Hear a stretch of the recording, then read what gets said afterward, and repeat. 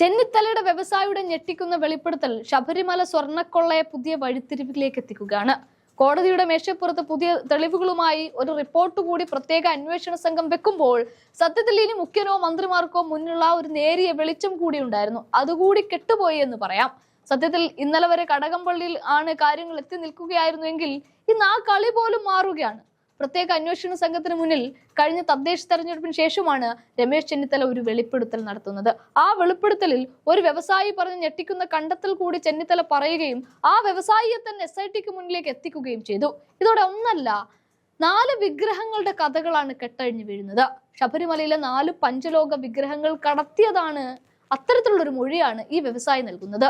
ഇത് വാങ്ങിയിരിക്കുന്ന തമിഴ്നാട് ചെന്നൈ സ്വദേശിയായ ഡി മണി എന്ന ആളാണ് എന്നും വ്യവസായിയുടെ മൊഴിയിലുണ്ട്. ഇതോടെ ശബരിമല സ്വർണ്ണക്കൊള്ള അന്വേഷണം പുരാവസ്തുക്കടത്തിലേക്കും നീങ്ങുന്നു എന്നതാണ് ആ സൂചന.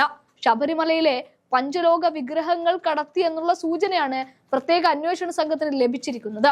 2019-20 കാലഘട്ടത്തിലാണ് വിഗ്രഹക്കടത്ത് നടന്നതായിട്ട് ഈ വ്യവസായിയുടെ മൊഴിയിൽ പറയപ്പെടുന്നത്.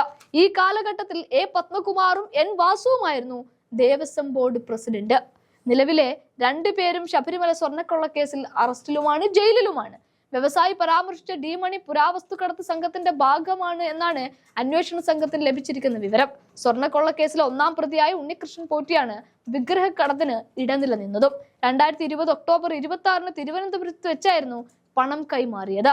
ഡി മണി നേരിട്ടെത്തിയായിരുന്നു പണം നൽകിയത്.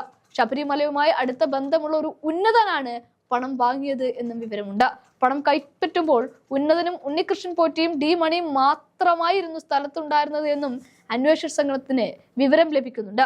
ഡി മണിയെ കണ്ടെത്താനാണ് ഇനി SITയുടെ തീരുമാനവും നീക്കവും.